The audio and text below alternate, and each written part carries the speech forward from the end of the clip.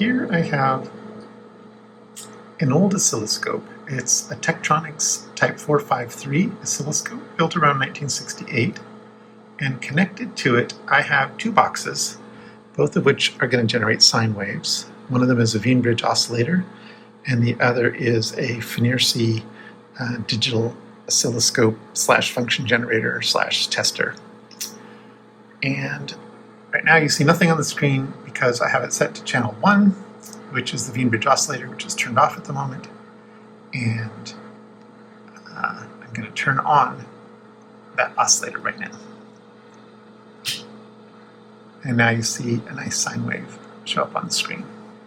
If I switch it to channel 2, you'll see the sine wave from the Tektronix. Just make that a little bigger. So I have them, let me do Alt here. I have them pretty close to each other. If I switch this to channel 1 only, you can see they're not actually at the same frequency, but they're similar. Now this Wien bridge oscillator is modeled after the one invented by Bill Hewlett before the founding of Hewlett-Packard. And the trick that he had to stabilizing the oscillations was to use an incandescent light bulb, because incandescent light bulbs change resistance with temperature. And so as they heat up, it changes the resistance one way. As it cools down, it changes the resistance the other way. And you can see if I put my finger on the light bulb here and warm it up, you can watch the relative frequencies change as it warms up. And then in fact, it's going to start going the other way. And I will use that to my advantage when playing with this oscilloscope. And I'll show you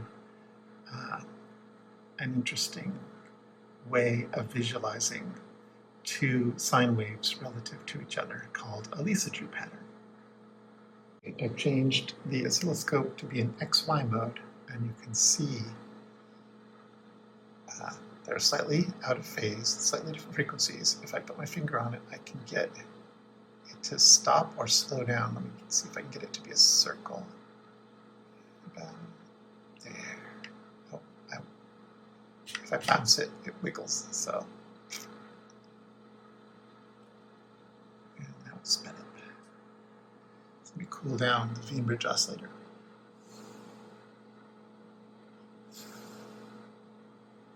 And that's probably too cool, so let me warm it up again. It's a bit of a trick to get it to stay, but you can see it's pretty close to an oval. So they're pretty close in frequency, but the Wien bridge oscillator tends to drift. And now they're back close to each other again. Okay, so now I've set the Tektronix to be 1/2 the frequency of the Wien bridge oscillator. And here is what the curve looks like now.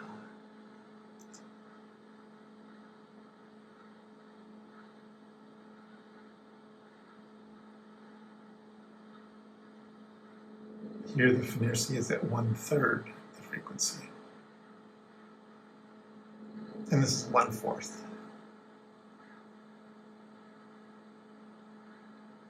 And here I just switched which oscillator was on channel 1 and which one was on channel 2. So this would be a ratio of 4:1 instead of 1:4. And you can actually start to see the digital artifacts from the Tektronix. Those little bumps on the curve, especially when I get them to be really close in frequency, or close in ratio.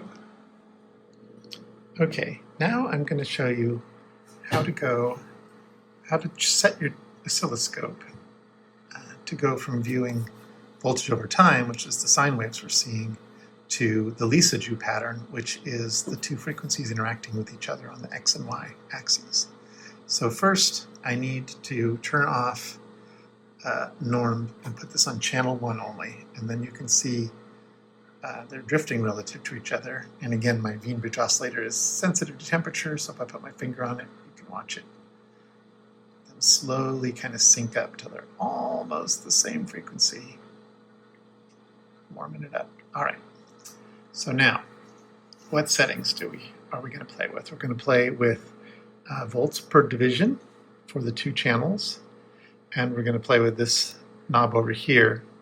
It doesn't really matter what your time division is set to. You can set it to pretty much anything you want. It's this one being set all the way to the right for X torres to get that Lissajous pattern. Now there's nothing on the screen, but if I move things to the left and right, you'll still see nothing. Play with the intensity and something will appear. Now you just got to get it centered on the screen. So left and right is this horizontal position. The vertical position of the Lissajous pattern is controlled by channel 2. And then channel 1, that's just in the way, so I'm just going to scoot it down out of the way. Maybe adjust the intensity to be, I don't know, a little bit nicer. And now you can change the size by changing the volts per division on each of the channels. So here's channel 1, you can see it makes it wider. And here's channel 2, it makes it taller. And then we'll center it up just a little bit again. So there you have it. And let me touch the Wien oscillator, change the relative frequencies. You'll see it slow down until we can almost get it to stop. But temperature keeps changing here, so might not be able to get it to stop. Really close. All right.